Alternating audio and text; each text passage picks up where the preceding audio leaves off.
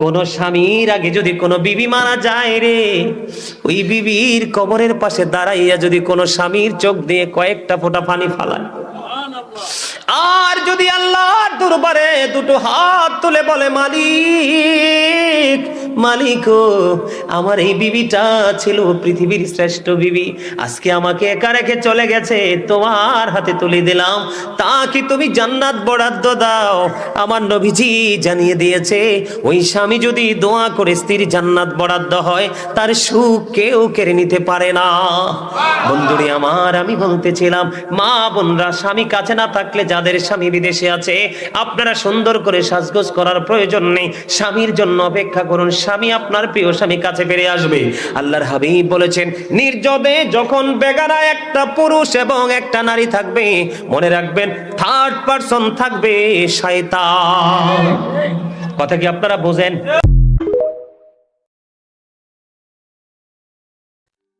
Block করে দিলে যদি একটা সম্পর্ক শেষ হয়ে যেত, ডিলিট করে দিলেই যদি একটা মানুষের সমস্ত স্মৃতি মুছে ফেলা যেত, তাহলে যন্ত্রণাগুলো এত ভারী হতো না, সবার মাঝে থেকেও এত একাকিত্ব লাগতো না, মাঝরাতে হঠাৎ বুকের বাম পাশে এত ব্যথা হতো না, আর এক পাশে শুয়ে থেকে নীরবে বালিশ ভিজত না।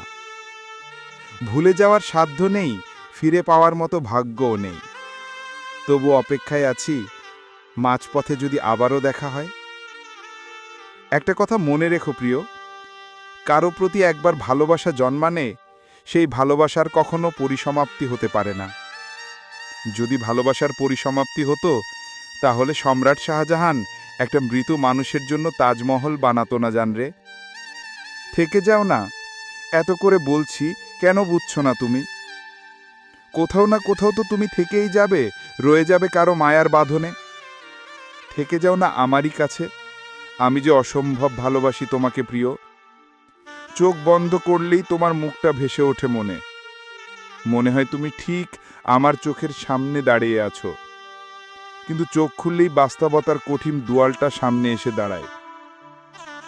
জানো, তোমার অনুপস্থিতি আমার কাছে শুধু এক শূন্যতা নয়, এটা এক নীরব যন্ত্রণা, যেটা কাউকে বলা যায় না, শুধু নিঃশব্দে বয়ে বেড়াতে হয়।